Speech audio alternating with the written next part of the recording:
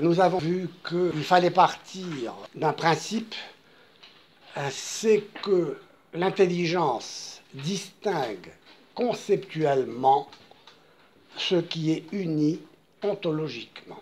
C'est-à-dire que l'intelligence distingue ce qui est uni dans la réalité indissociablement. Par exemple, le corps et l'âme, la matière et la forme, qui constituent ensemble la substance de ce qui est. En l'occurrence, pour ce qui est de l'être humain, la substance est composée de corps et d'âme. Le corps et l'âme sont indissociablement unis et constituent, de par leur union, un être, une substance, la substance humaine, de telle manière que l'on peut dire de cet homme qu'il est Socrate. Donc l'intelligence distingue conceptuellement les concepts de corps et d'âme, par exemple. Elle peut réfléchir sur le corps en tant que corps et sur l'âme en tant qu'âme. Mais elle ne les distingue pas réellement, car la distinction réelle du corps et de l'âme serait une séparation qui entraînerait la mort. D'ailleurs, la mort, c'est la séparation de ce qui est uni, le corps et l'âme. De même que la matière et la forme d'une table, avons-nous dit, sont indissociables. Pas de matière sans forme, pas de forme sans matière, de telle manière que si on séparait la matière de la forme, on détruirait la table. La table cesserait d'avoir la forme d'une table pour être réduite en bois, n'est-ce pas, ou en morceaux de bois qui seraient informes. Donc on ne peut pas séparer réellement ce qui constitue un être concret. On ne peut pas séparer dans l'homme le corps et l'âme. Et moins encore au niveau du corps, on ne peut pas séparer ce dont il est constitué dès lors qu'il est constitué d'organes, de membres qui en font un tout. Mais si donc je séparais les bras, les membres du tronc, etc., les organes, etc., eh bien j'entraînerais la mort du corps. Mais comme le corps n'est jamais le corps sans l'âme, le corps n'est jamais le corps sans ce qui l'anime, sans ce qui l'anime. L'animation, le mot anima, c'est ce qui anime. Ce qui anime, c'est-à-dire ce qui donne le mouvement et la vie. Ce qui constitue le mouvement et la vie dans les êtres vivants, les animaux, les végétaux et l'homme. Tout ce qui a un corps vivant est animé par ce qu'on appelle une âme. Donc il y a une âme végétative, une âme animale et une âme rationnelle. Au Moyen-Âge, les philosophes réfléchissaient sur le caractère de la diversité de ces âmes dans un seul être. Et donc ce n'est pas qu'il y ait trois âmes dans l'homme, une âme végétative, une âme animale et une âme pour l'homme, rationnelle. C'est l'âme rationnelle qui englobe toutes les dimensions de l'être humain, qui est encore une fois un tout unifié et indissociablement uni des éléments qui constituent cet être, à savoir le corps et ce qui constitue le corps en tant que corps, et l'âme qui anime ce corps. Cela nous met devant une distinction fondamentale, à savoir que la conception organique et la conception mécanique du corps humain. Or, puisque nous avons dit que le corps et l'âme sont indissociablement unis et constituent en étant unis un être unique, nous pouvons dégager la conclusion que cet être unique est animé par une âme qui organise le corps, qui lui donne toute son intelligibilité et toute son organisation interne. Puisque l'intelligibilité, c'est l'organisation, c'est le fait qu'un tout ait un sens, que cela fonctionne. Enfin, fonctionne, c'est pas le mot d'ailleurs, on verra pourquoi. Donc, l'âme anime le corps. Dans une conception aristotélicienne, il est morphique et qui est la seule vraiment réaliste dans le fond, qui s'oppose à la conception platonicienne et cartésienne. Pour Platon comme pour Descartes, mais dans un sens différent, le corps et l'âme ne sont pas unis indissociablement, ne sont pas constitutives d'un être. Nous le savons, pour Platon, la forme existe indépendamment de la matière et que la forme est une idée de nature universelle, paradigmatique, c'est-à-dire une idée parfaite de l'homme qui n'existe pas dans la réalité concrète parce que ce qui est concret et matériel est imparfait. L'idée d'homme est donc séparée de la réalité humaine de Socrate, ou plus précisément, la réalité de Socrate est dans l'idée d'homme, et non pas dans Socrate. Nous l'avons vu, pour Aristote, la forme est inhérente à la matière et constitue avec cette matière une substance, un être réellement réel. Donc, ce qui est réellement réel, ce n'est donc pas l'idée platonicienne, mais la substance concrète, individuelle. Descartes va séparer la matière de la forme dans un contexte de philosophie qui s'inspire de la physique mathématique et qui va entraîner la philosophie dans une conception de la réalité matérielle qui se suffit à elle-même indépendamment de toute forme, parce que désormais la matière se réduit à la quantité mesurable et que les mathématiques et que la physique mathématique que Galilée venait de mettre au point permet de connaître en tant que mesurable et quantifiable. Ce qui fait que la matière peut être connue indépendamment de toute forme, comme le pensait Aristote et à sa suite saint Thomas. Descartes va donc dégager la conclusion immédiate de cette conception de la matière autonome et parce que connaissable uniquement d'un point de vue physico-mathématique, indépendamment de toute forme. Descartes va conclure que le corps humain est cette quantité, cette étendue matérielle donc, qui est tout à fait distincte et indépendante de l'âme qui est donc une autre substance. La substance humaine est à vrai dire composée de deux substances, ce qui est une absurdité, une impossibilité. Aucune substance n'est composée de plusieurs substances. Cela entraîne donc une séparation du corps et de l'âme qui va poser un problème concernant l'unité de la substance humaine. Et deux conceptions vont se développer, une conception idéaliste, spiritualiste, qui va concevoir l'homme uniquement comme une âme, un esprit pur, et de l'autre, une conception matérielle, matérialiste, qui va réduire l'homme au corps. Je suis mon corps. Expression aujourd'hui que l'on peut trouver sous la plume de ces philosophes appartenant à cette tradition. Ce corps qui désormais n'est plus animé par une âme ne pourra être compris que comme un corps machine. La mécanique, le mouvement, voilà ce qui explique la constitution d'un corps.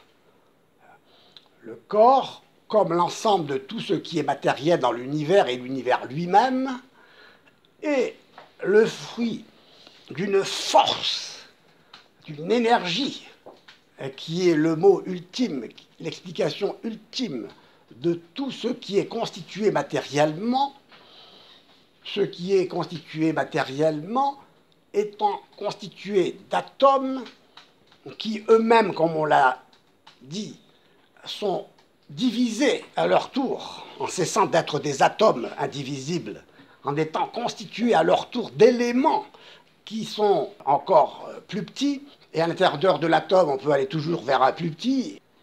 Pour Descartes, la mort, c'est quoi alors? La mort, la mort, alors donc, bonne question. Pour Descartes, l'avenir de la science, c'est la médecine, parce que la médecine va réparer ce corps mortel, donc, et dont la mort n'est plus la séparation du corps et de l'âme. La mort n'est plus la séparation du corps et de l'âme. La mort sera une usure, une décomposition chimique, telle qu'on peut peut-être même l'observer dans un corps mort. La mort est donc une énergie qui s'épuise, qui n'est plus capable de réunir tous les éléments constitutifs par l'usure de ces éléments.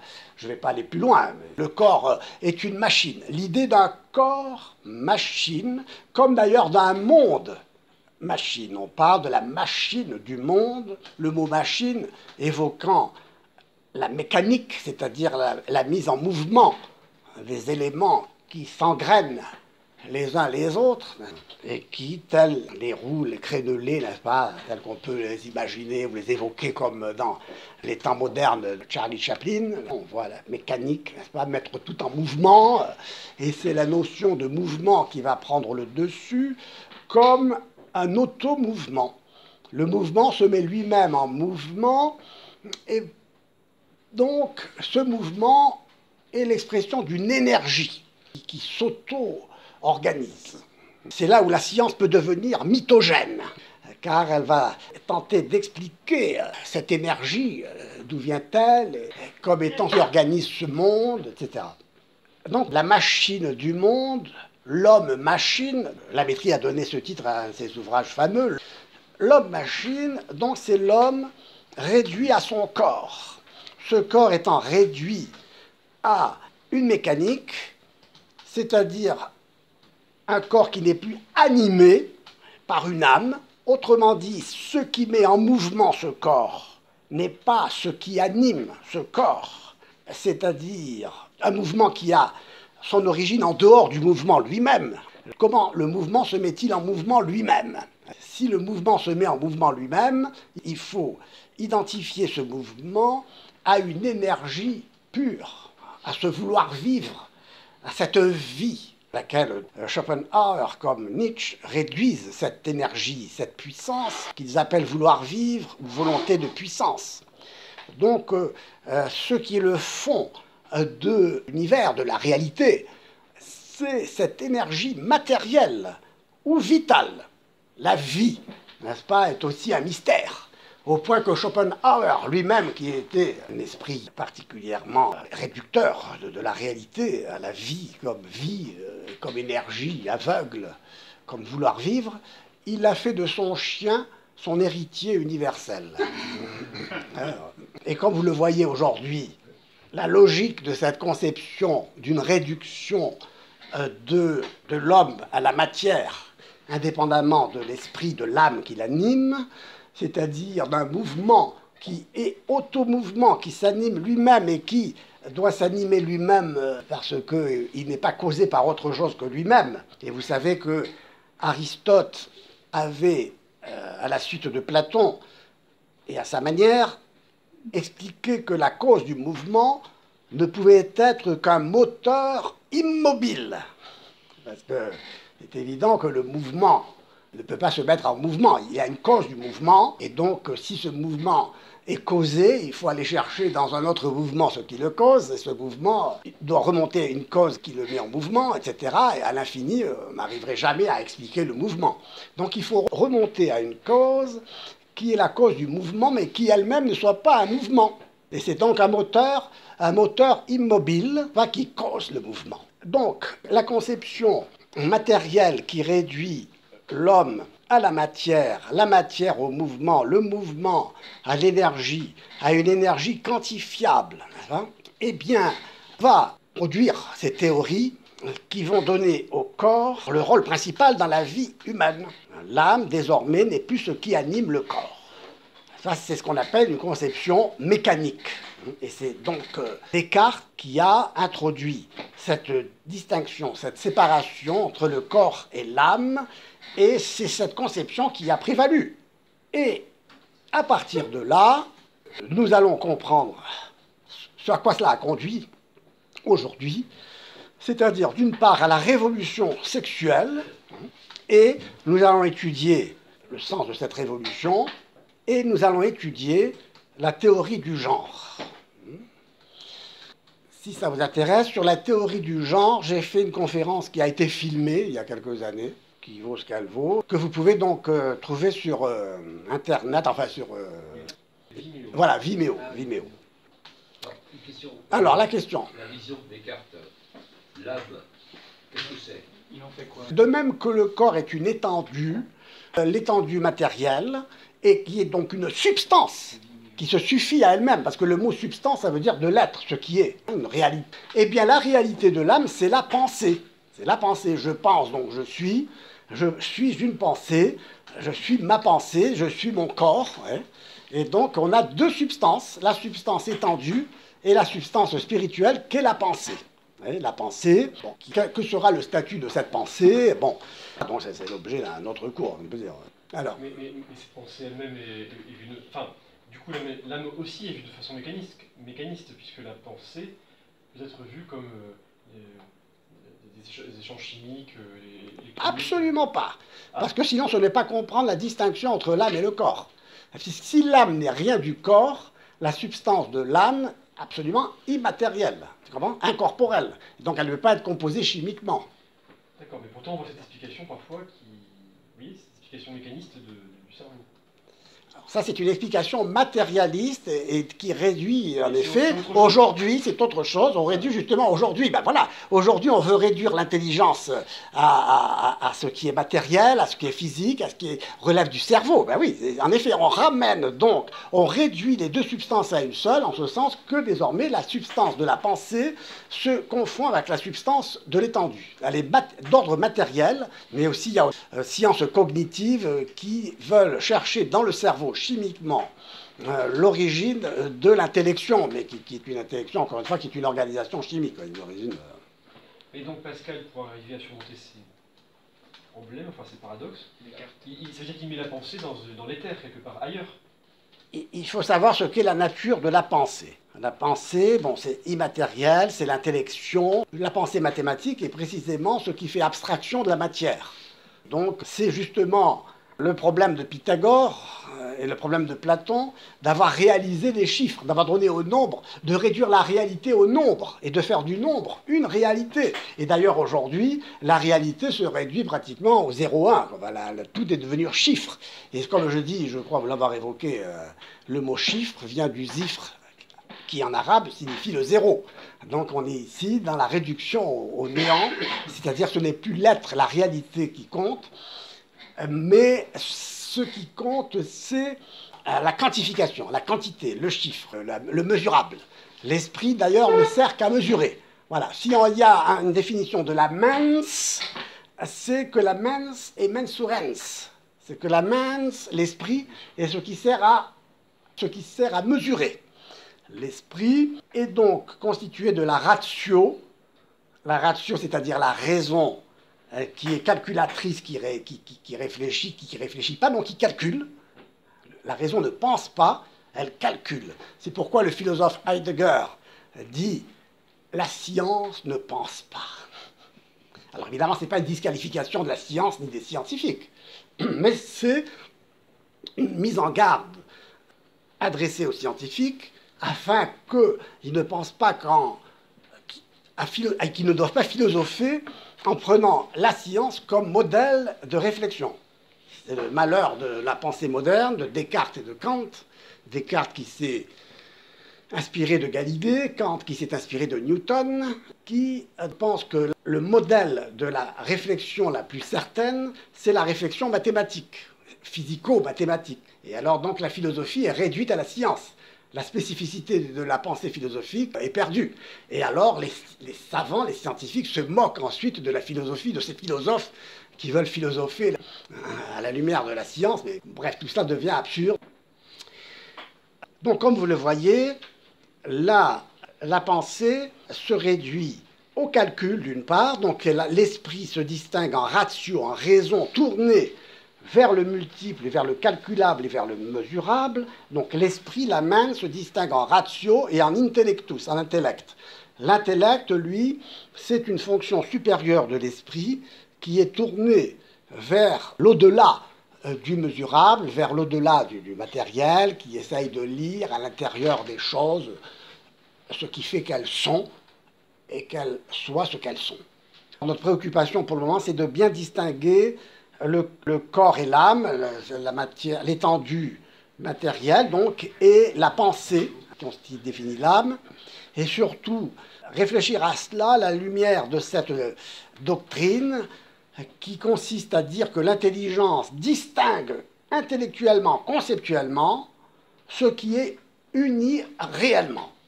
Dans la réalité, je ne peux pas distinguer réellement, ce serait séparer réellement les membres, les organes, n'est-ce pas, et je ne peux pas séparer.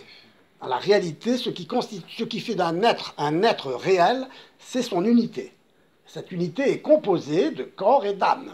L'ange, lui, est une intelligence, mais cette intelligence, chez lui, est aussi composée. D'une certaine façon, d'une manière non pas comme les autres, mais elle est toujours composée.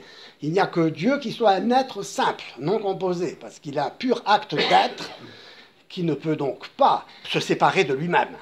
Parce que on ne conçoit pas aujourd'hui l'être comme ce qui ne peut pas se séparer de soi, comme étant indivisible, comme étant un, eh bien, comme je vous l'ai dit, on tombe dans cette divisibilité indéfinie, qui ouvre au cœur de l'individu, qui cesse d'être indivisible, donc, un trou, un abîme, de division, de séparation, de schizophrénie, on dirait en termes psychanalytiques.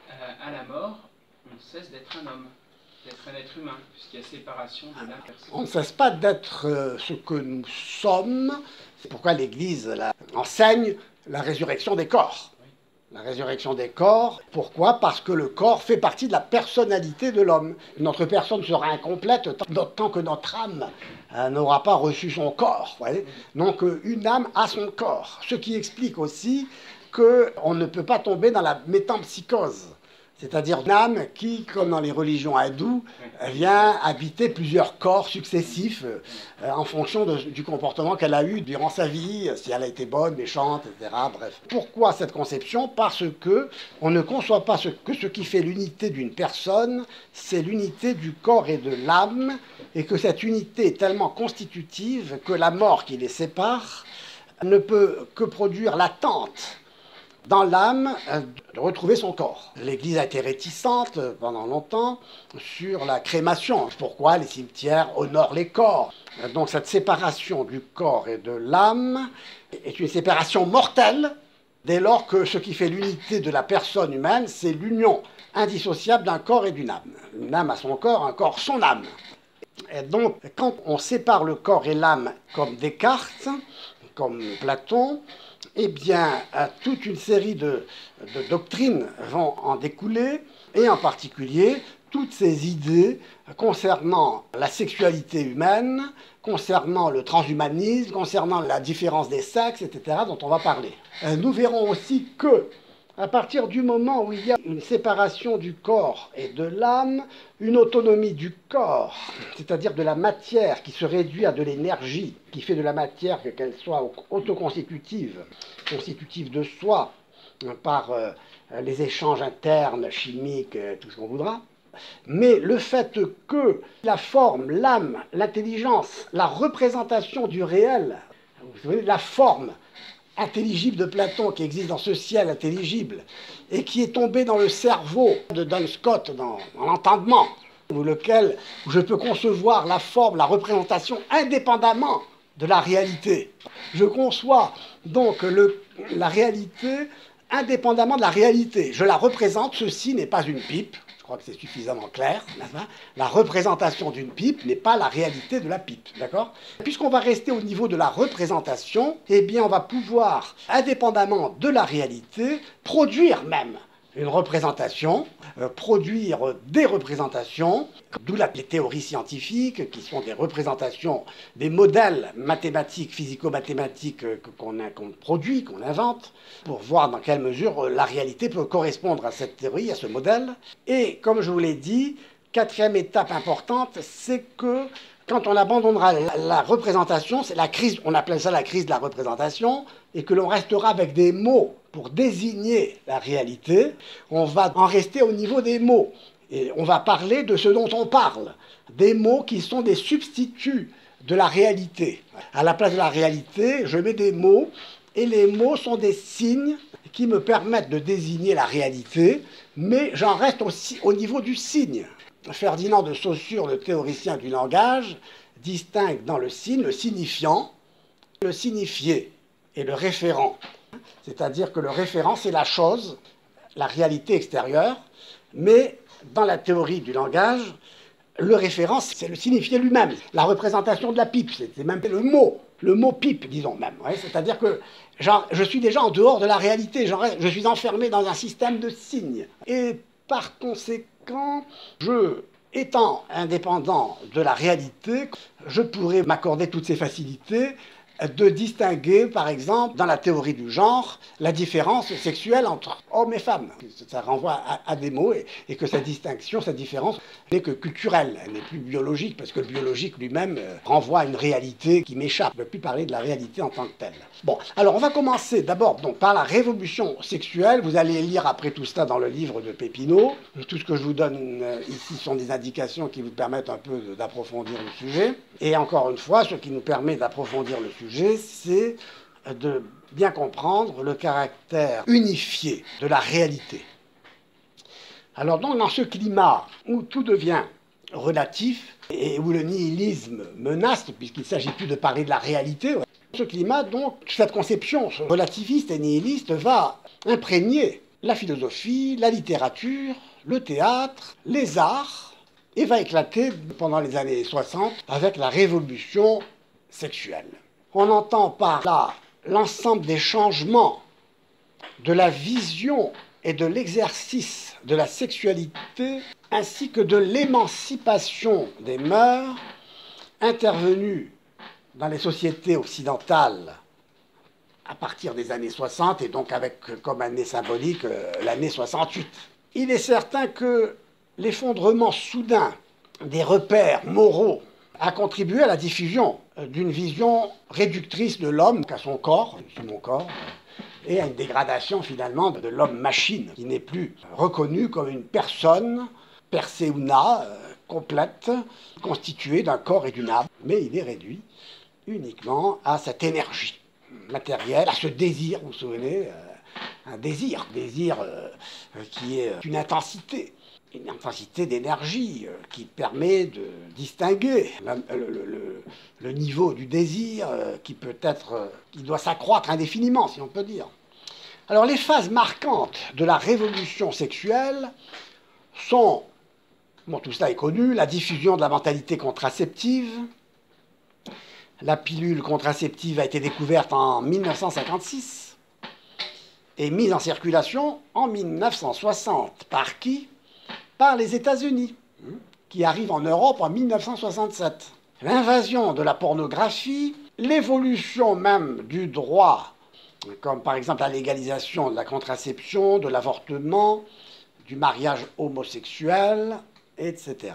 Freud avait développé des liens entre le comportement humain et la libido dans le cadre d'une thérapie personnalisée. Et ses disciples, certains de ses disciples, ont développé une perspective sociale, cette thérapie. Donc le discours sur le sexe, qui jusque-là avait été entouré de réserve, de pudeur, et qui s'était limité à la sphère d'un accompagnement thérapeutique, va devenir de plus en plus sujet de discussion publique, à l'âge, sur la place, va susciter des études, des écrits de toutes sortes, des revendications politiques, tout ça transformé en moyen de pression. Les recherches ne vont pas se circonscrire aux phénomènes psycho-affectifs et génitaux, mais vont concerner de plus en plus les pratiques sexuelles.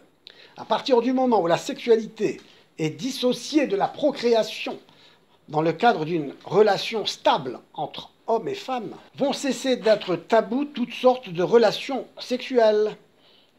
L'homosexualité, la recherche du plaisir maximal, la revendication d'une sexualité séparée de tout engagement et de toute responsabilité. Et la révolution sexuelle devient une véritable révolution sociale, dont l'ambition déclarée de plus en plus ouvertement est la remise en question de tout le fondement de la société civile et religieuse, sous la forme d'une contestation de l'institution familiale, d'une contestation de l'Église, en tant que porteuse d'un discours éthique sur la nécessité de la dignité des actes sexuels.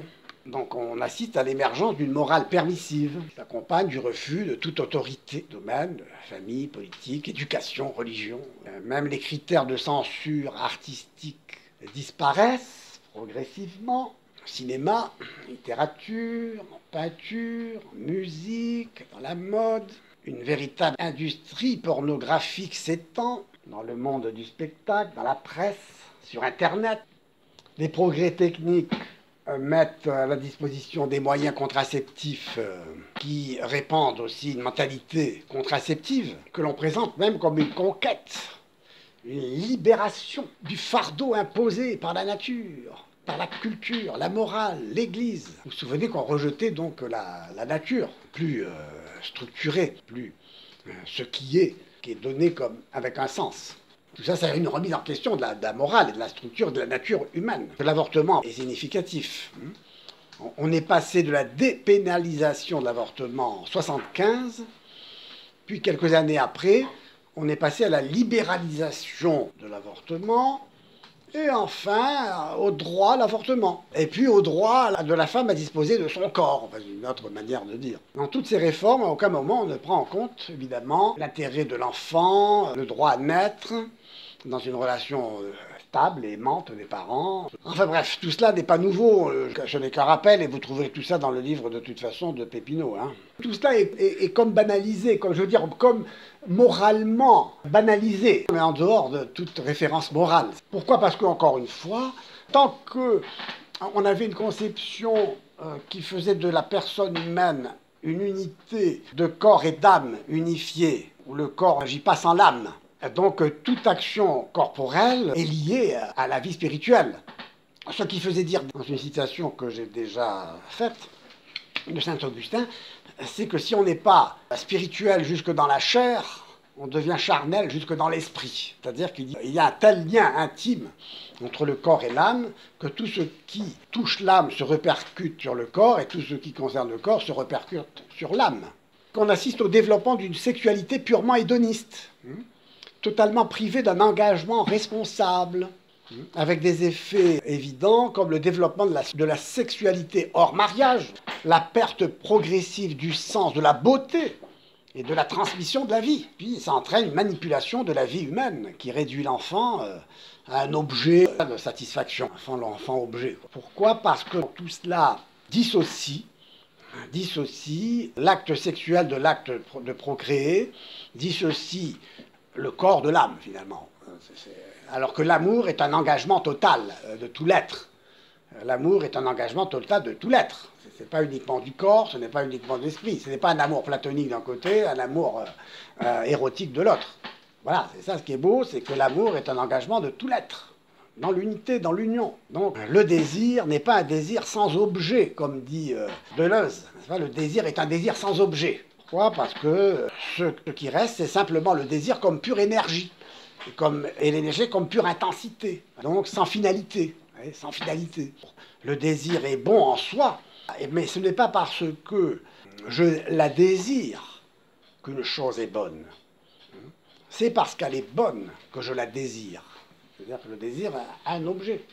La beauté, la bonté, l'être, la réalité d'une relation, tout cela suppose un échange entre deux êtres qui s'aiment et non pas la réduction égoïste finalement, puis tout simplement hédoniste et matérialiste et réductrice, disons, à l'ego, qui n'est même plus un ego d'ailleurs. Bon, dans le domaine médical, plusieurs comportements sexuels spécifiques ont cessé d'être présentés comme des pathologies, par exemple l'homosexualité, qui peut avoir aussi un côté pathologique.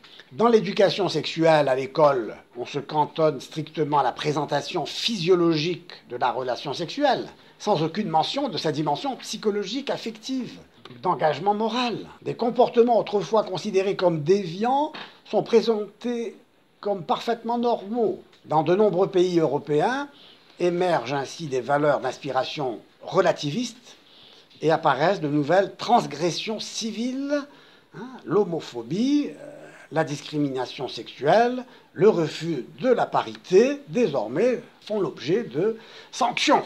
Au début des années 80, le sida fait son apparition, par hasard, alors que pour toute autre maladie transmissible, la tuberculose, l'hépatite C apparemment, on a toujours recommandé médicalement l'abstention des comportements à risque. Pour le sida, on a considéré qu'une telle mesure serait une remise en question des acquis de la révolution sexuelle. Aussi a-t-on développé une action prophylactique basée uniquement sur la contraception. Et qu'est-ce que cela a entraîné?